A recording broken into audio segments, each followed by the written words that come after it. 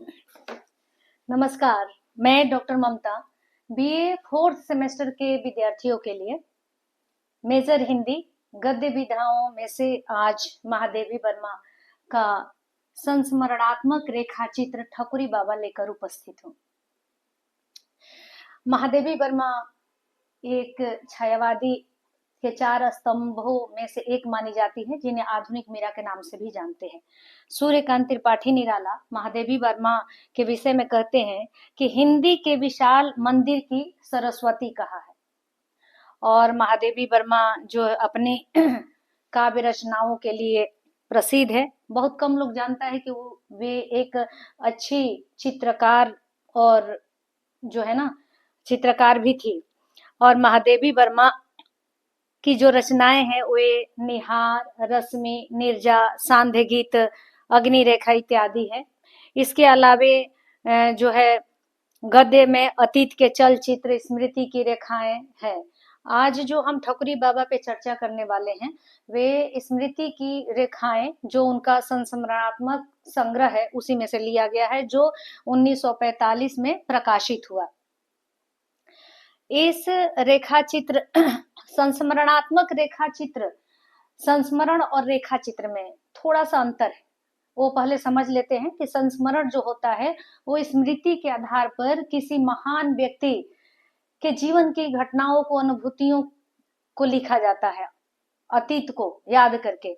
और रेखा चित्र है वो जो है ना रेखाओं के माध्यम से किसी व्यक्ति का चित्र अर्थात बिंब आपके आगे सदृश हो जाए, वो रेखा चित्र कहलाता है। इसमें एक महान नहीं बल्कि साधारण व्यक्ति के जीवन को बड़ी सत्यता और यथार्थ के साथ चित्रण किया जाता है।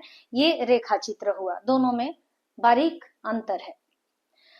अब जो ठकुरी बाबा संस्मरण है, मोटे तौर पे इसको पहले हम जान लेते हैं कि इसमें होता क्या है। कि कल्पवास एक शब्द आएगा, कल्पवास को जान लेते हैं, उसके बाद आगे बढ़ते हैं। कल्पवास में होता है कि माघ महीने में या पवित्र किसी महीने में 15 दिन, एक महीने के लिए लोग भजन कीर्तन के लिए प्रयाग, संगम आदि स्थानों पे भक्ति भाव, वेद पाठ इत्यादि के लिए जाता है, उसे कल्पवास कहते हैं। ठकुरी बाबा जो है संस्मरण में लेखिका भी कल्पवास के लिए निर्णय लेती है कि कल्पवास करूंगी, जिसपे भक्ति का जो है ना मुंह बिचकता है। वो नहीं चाहती है कि लेखिका को किसी प्रकार पढ़ाई लिखाई, जीवन यापन में दिक्कत हो। वो लेखिका की परम सेविका है। लेखिका के जो है ना किसी तरीके के कष्ट न पहुंचे, इसके लिए वो समाज से भी भक्ति लड़ पड़ती है। तो इसमें महादेवी वर्मा संगम के किनारे अपनी पर्णकुटी बना के 1 महीना रहने के लिए कल्पवास का निर्णय लेती है। और वहीं पे जो है गाजीपुर के सैदपुर से 33 मील दूर से कुछ लोग, एक जत्था आता है, एक दल आता है ग्रामीण लोगों का, और महादेवी वर्मा के पर्णकुटी के पास आके ठहरने के लिए अनुनय विनय करता है। महादेवी वर्मा उनके जो है ना प्रेम से आग्रह को अस्वीकार नहीं कर पाती है, रहने का जगह दे देती है और सारे लोग रहने लगते हैं। हालांकि भक्ति इनको ये बात अच्छी नहीं लगती है, लेकिन महादेवी वर्मा उन्हें रहने का ठिकाना दे देती है। उन लोगों का ऐसा व्यवहार है कि महादेवी वर्मा घुल मिल जाती है और धीरे धीरे उन लोगों का जो है ना खान पान, लेन देन बढ़ने लगता है। महादेवी वर्मा धीरे धीरे परिचित होती है कि जो ठकुरी बाबा है उस ग्रामीण दल के लोगों का नेतृत्व करते हैं। इनका जीवन कितना सहज सरल है, थोड़ा भी बनावटीपन नहीं है। और भोर होते वो संगम के किनारे जाते हैं, घूम घाम के दातुन करके आते हैं, काव्य पाठ अपना करते रहते हैं। और इस तरीके से महादेवी वर्मा जो है ठकुरी बाबा और आज के कवि समाज का तुलनात्मक व्याख्या भी करती है कि आज के जो है कवि संगोष्ठियों में, कवि सम्मेलनों में वो काव्य आनंद नहीं है जो ग्रामीण लोगों के कंठों से जो सहज काव्य पाठ निकलता है उसके सुन के होता है। तो ये तो मोटे तौर पे मैंने सारांश समझा दिया। अब आप एक एक करके इसके अच्छे से सुनेंगे, समझेंगे, मेन व्याख्या को भी जानेंगे। परीक्षा में ज्यादातर व्याख्या भी पूछी जाती है और हमारे लिए भी बड़ी गहरी बातें महादेवी वर्मा जीवन में अपनाने के लिए इस निबंध के माध्यम से हमें पता चलता है। अब इसमें देखिए मुख्य पात्र कौन है, स्वयं लेखिका है, भक्तिन महादेवी वर्मा की सेविका है, ठकुरी बाबा जो ग्रामीण दलों के लोगों का नेतृत्व करते हैं आए हुए हैं, बेला ठकुरी बाबा की बेटी है, अंधा दामाद बेला का पति है, बूढ़ी मौसी बेला की देखरेख, जब बेला 1.5 साल की होती है तो बूढ़ी मौसी को ठकुरी बाबा लेके आते हैं ताकि बेला की देखरेख हो सके। वृद्ध ठकुराइन वो भी उस कल्पवास में ठकुरी बाबा के साथ आई है। गांव के एक सहुआइन है वो भी आई है। विधुर काछी है जो पेड़ आदि की रखवाली करके जीवन जीता है वो भी है। और ब्राह्मण दंपति यानी इत्यादि इतने लोग जो है कल्पवास के लिए आए हैं, अपना जगह देख रहे हैं। संगम के किनारे एक मेला सा लगता है कि उसमें कहाँ वे ठहरे और अपना यहाँ पे 1 महीना रह के भजन कीर्तन भाव से अपना व्यतीत करे वो टाइम। तब तक जो है ना उन्हें महादेवी वर्मा का जो है पर्णकुटी दिखाई देता है। और महादेवी वर्मा के पर्णकुटी में जो है भक्तिन जो है चूल्हा सुलगाई ही थी कि पर्णकुटी में ग्रामीण यात्रियों का एक दल बरामदे में आ घुसा।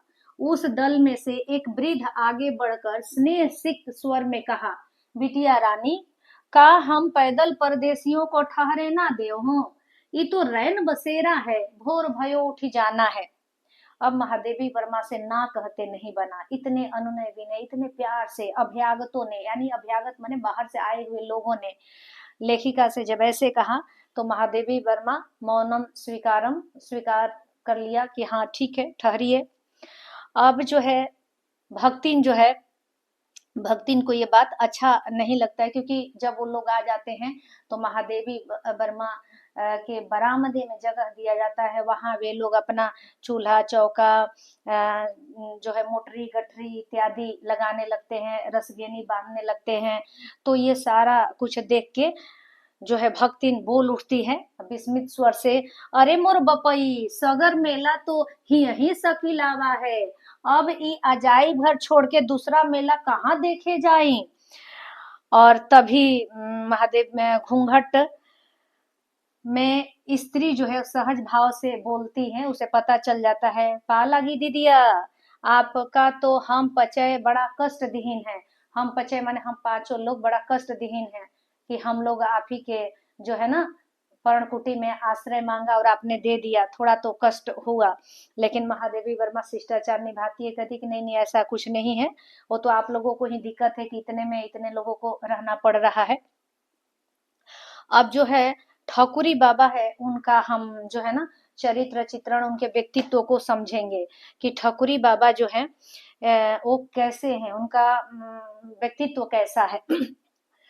तो अग्रभाग खलवाट होने के कारण चिकना चमकीला था, पर पीछे की कुछ सफेद केसों को देखकर जान पड़ता था कि भाग्य की कठोर रेखाओं से सभीत होकर वे दूर जा छिपे हैं।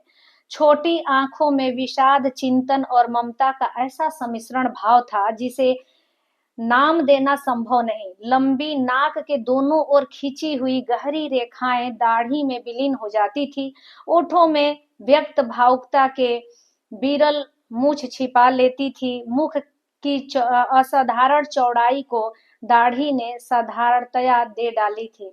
सघन दाढ़ी में कुछ लंबे सफेद बालों के बीच में छोटे काले बाल ऐसे लगते थे जैसे चांदी के तारों में जहां तहां काले डोरे उलझकर टूट गए हों। स्फूर्ति के कारण शरीर की दुर्बलता और कुछ झुककर चलने के कारण लंबाई पर ध्यान नहीं जाता था। नंगे पांव और घुटने तक ऊंची धोती जो मूर्ति सामने थी वह साधारण ग्रामीण वृद्ध से अधिक विषमता नहीं रखती। इस तरीके से आपने ठकुरी बाबा के बाह्य व्यक्तित्व को देखा। अब उनके विचारों को भी आप जानेंगे। बूढ़े बाबा मेरे लिए तिल का लड्डू, घी, आम के अचार की एक फाक और दही लाए थे। और रुचि के कारण महादेवी वर्मा मना करती है कि नहीं मेरी खिचड़ी बन गई है और मैं खिचड़ी ही खाऊंगी। उनके अनेक बार मना करने के बाद भी ठकुरी बाबा नहीं मानते और बड़े अनुनय स्वर में कहा, तनिक सा चीखो तो बिटिया रानी, का पढ़े लिखे मनई यही खा के जियत है। मनई माने मनुष्य, कि पढ़े लिखे लोग यही खा के जीते हैं। और उस दिन से सभी लोग जो है ना कुछ न कुछ बना के जो है ना, कभी दूध, कभी दही, कभी आम का अचार, कभी गांव के शुद्ध घी, जो है कभी बाजरा के पुआ, मुरमुरे, डलिया भर शकरकंदी पका हुआ भुना, डलिया भर रख देते थे महादेवी वर्मा के आगे, और रख ही नहीं देते थे। बड़ी प्यार से कहते थे। उसमें से एक स्त्री क्या कहती है कि का दीदिया ना चखी हैं, बिटिया रानी छू भर देती तो हमार जियरा अस सिराए जाते, यानी हम बहुत खुश हो जाते। दीदिया जीभ पे तनिक धर लेती और हमारा अकारथ न जात, यानी हमारा मेहनत सफल हो जाता, कि दीदिया यानी भक्तिन सॉरी महादेवी वर्मा थोड़ी जीभ पे रख लेती। तो इस तरीके से वो लोग इतने प्यार से महादेवी वर्मा के साथ रहने लगते हैं, घुलने मिलने लगते हैं, कि महादेवी वर्मा भी उनसे इतनी आत्मीय हो जाती है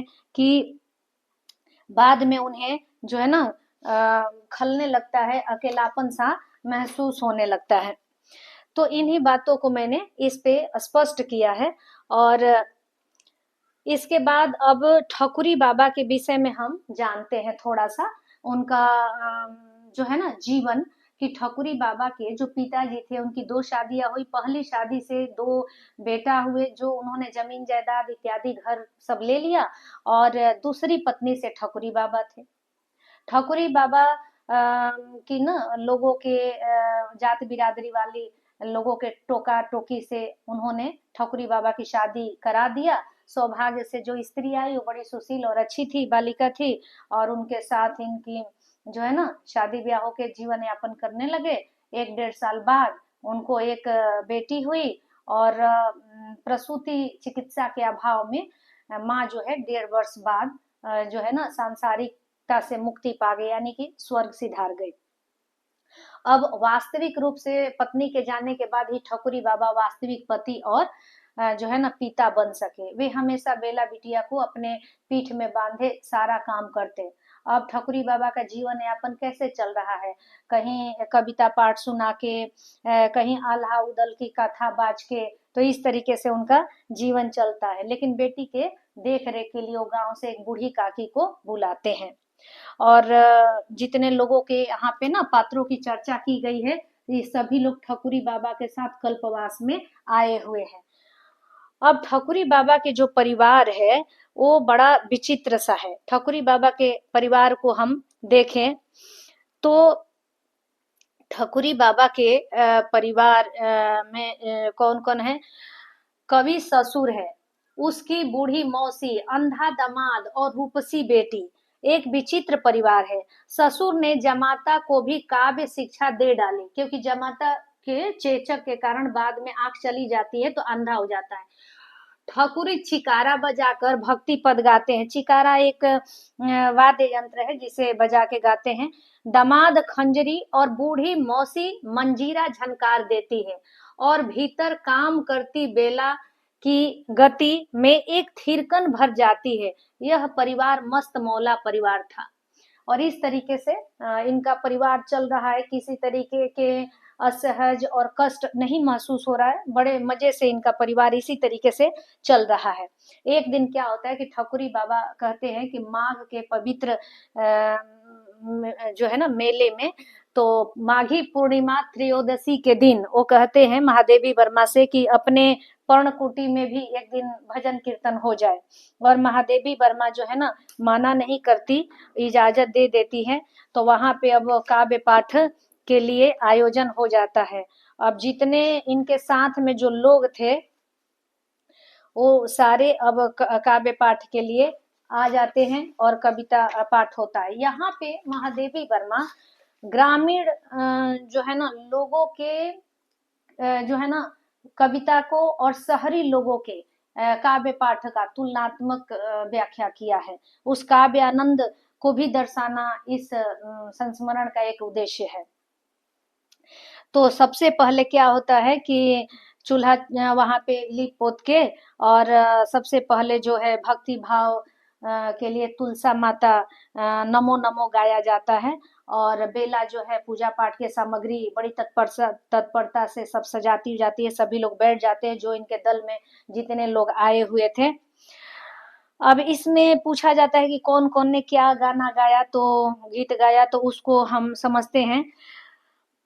यहाँ पे कबीर, सूर, तुलसी जैसे महान कवियों से लेकर अज्ञातनामा, ग्रामीण तुड़कों तक के पद उन्हें स्मरण थे। जितने लोग थे ठकुरी बाबा के दल में, सबको ये सब आ रहा था और सभी बड़ा मतलब राग बना के इनके साथ दे रहे थे। सबसे पहले दो बूढ़ियों ने गाया। ठकुरी बाबा की मौसी क्या गाती हैं?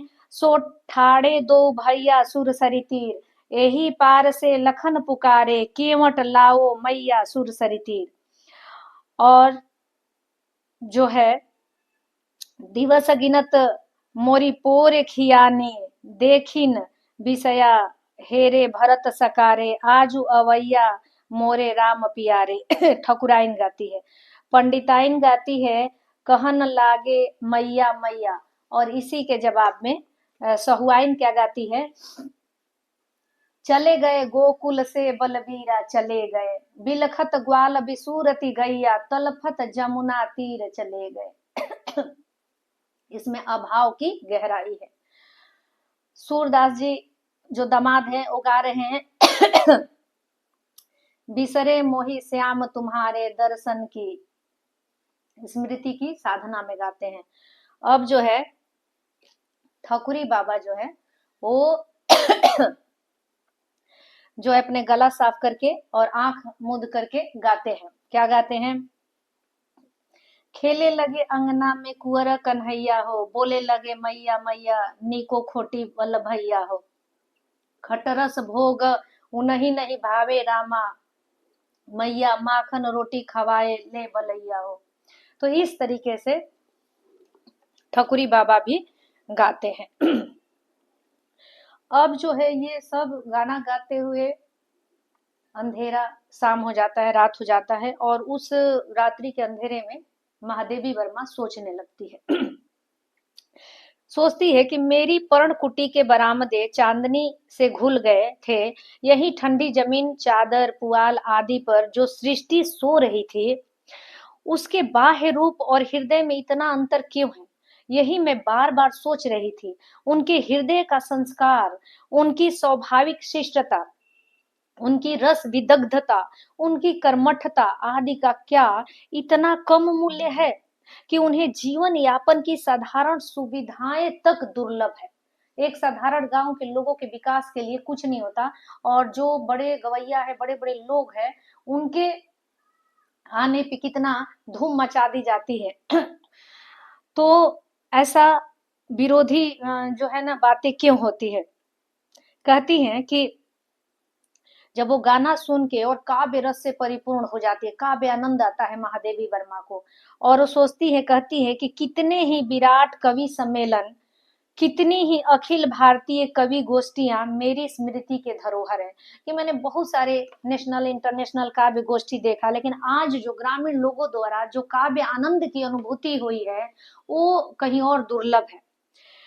मन में कहा कि खोजो कि क्या ऐसा और कहीं काव्य आनंद मिलता है। तो महादेवी वर्मा जो कहती है कि बुद्धि प्रयास से थकने लगी, और कहीं इस तरीके का उनको समझ में नहीं आया कि जो ग्रामीण लोगों में निश्चलता होती है, जो जहाँ बनावटीपन का अभाव होता है, वो शहरी लोगों कवियों में जो है ना नहीं होता। शहरी लोगों के लिए क्या चाहिए कि सजे हॉल, ऊंचे मंचमाला, विभूषित सभापति मेरी स्मृति में उदय हो आए, और इस तरीके से जो है ना शहरी लोगों के जो कवि हैं वो हार नहीं मानते, और आप सुनना नहीं चाहते तो भी इसे सुनिए, यह मेरी नवीनतम कृति है, ध्यान से सुनिए आदि आदि कहकर वो आपको जबरदस्ती अपनी काव्य पाठ सुनाने के लिए व्याकुल रहते हैं। कभी कभी 8-8 घंटे तक यह कवायद चलती रहती है, और इतने दीर्घ समय में भी ऐसे क्षण भी निकालना कठिन होता है जिसमें कवि का भाव श्रोता में अपनी प्रतिध्वनि जगा सके। तो इस तरीके से वो देखती हैं कि जो है ना पाठक काव्य सम्मेलनों में काव्य आनंद आज के समय में वो नहीं ले पा रहा है, ऐसा महादेवी वर्मा ने लिखा है। ग्रामीण समाज अपने रस समुद्र में व्यक्तिगत भेद बुद्धि और दुर्बलताएं सहज ही डुबा देता है। इसी से इस भाव स्नान के उपरांत वह अधिक स्वस्थ रूप प्राप्त करता है। यानी ग्रामीण समाज के काव्यानंद में रस का समुद्र उमड़ता है और इस तरीके से जो है ना हमारे सभ्यता दर्बित शिष्ट समाज के ऊपर कहती हैं कि काव्य आनंद छिछला और सस्ता मनोरंजन मात्र रह गया है आज के समय में। इसी में उसमें सम्मिलित होने वालों की भेद बुद्धि एक दूसरे को नीचा दिखलाने के प्रयत्न और व्यक्तिक विषमताएं और अधिक विस्तार पा लेती हैं। यह एक हिंडोला है जिसमें ऊंचाई नीचाई का स्पर्श दिखता है। तो इस तरीके से वो ठकुरी बाबा और शहरी लोगों के बीच तुलना करती है। एक बार बाद में समय बीतता है और 2 साल बाद देखती हैं कि ठकुरी बाबा का गाना बंद हो गया, तो सोचती हैं कि भाई ठकुरी बाबा एक बार बोले थे कि अब चला चली के बिरिया नियराई आई है बिटिया रानी, पाके पतन की भली चलाई जैन दिन झरी जाए तौन दिन सही। कि अब मतलब अंतिम समय की घड़ी आ गई है, जिस दिन जो है ना समय आएगा और ये शरीर चला जाएगा। वो मन ही मन सोचती है और ये स्मृति के आधार पर याद करती है कि ऐसा उन्होंने एक बार कहा था, तो हो सकता है कि क्या पता वो अंतिम सांस न ले लिए हो, चला चली का समय न आ गया हो। एक बार याद करती है कि उन्होंने ठकुरी बाबा से महादेवी वर्मा ने कहा, हंसी में कहा कि तुम स्वर्ग में कैसे रह सकोगे बाबा, वहां तो न कोई तुम्हारे कूट पद और उलटबासियां समझेगा और न आल्हा उदल की कथा सुनेगा। स्वर्ग के गंधर्व और अप्सराओं में तुम कुछ न जचोगे। ठकुरी बाबा का मन प्रसन्न हो आया और वो भी कम नहीं थे, जवाब दिए, सो तो हम जानी थे बिटिया, हम वहां ओस और शोर मचाई कि भगवान जी पुनः धरती पे ढनकाए दें, यानी गिरा देंगे, फेंक देंगे। हम फिर धान रोपब, कियारी बनाई, चिवरा बजाई और तुम पचय के आल्हा उदल की कथा सुनाई। सरग हमका ना चाहिए, मुदा हम दूसर नावा शरीर मांगे एक बार जाब तो जरूर। ई ससुर बनाए के जर्जर होएगा। और वे गा उठे, चलत चलत प्राण काया कहे कोई रोई राम। और उनको लग रहा है कि ये शरीर अब जर्जर हो गया है, तो एक बार जो है ना नया शरीर के लिए मैं जरूर जाऊंगा। लेखिका अंत में कहती है कि अथर्व के जो गायक अपने आप को धरती का पुत्र कहते थे, ठकुरी बाबा उन्हीं के साजात्य कहे जा सकते हैं। उनके लिए जीवन धरती का वरदान, काव्य उसके सौंदर्य की अनुभूति, प्रेम उसके आकर्षण की गति और शक्ति उसकी प्रेरणा का नाम है। ऐसे व्यक्ति मुक्ति की ऊंची से ऊंची कल्पना में दूध में खिले नीचे फूल पर नेछावर कर दें तो आश्चर्य नहीं। और इनको भाट वंश में भी कह के महादेवी वर्मा सजाती है, कहती है ठकुरी बाबा को कि हमारे ही जाति के हैं। महादेवी वर्मा भी कवित्री और ठकुरी बाबा भी कविताई करते हैं। भाट वंश वो होता है जो आदिकाल में जो अपने दरबारी साहित्य में राजाओं का प्रशस्ति गान करके अपने जीवन निर्वाह करता था, तो इसी तरीके के ठकुरी बाबा है। तो कुल मिला के आज मैंने आपको ठकुरी बाबा के विषय में अच्छे से समझा दिया, सारांश भी, और इसका व्याख्या भी अब अच्छे से आप लोग कर सकते हो। और इसमें जो है मुख्य पंक्तियां व्याख्या के लिए है और इसका सारांश पीडीएफ बना के मैं वीडियो के अंत में डाल देती हूँ।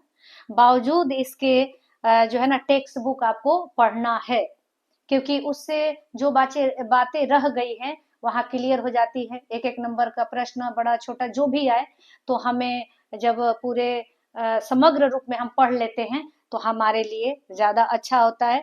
बाकी जो है मैंने समझा ही दिया है, तो एक बार आप लोग टेक्स्ट बुक जरूर पढ़ें। तो इजाजत दीजिए, आज इतना ही। उम्मीद करती हूँ कि आप सभी को समझ में आया होगा। तो फिर मिलती हूँ अगले चैप्टर के साथ, तब तक के लिए धन्यवाद।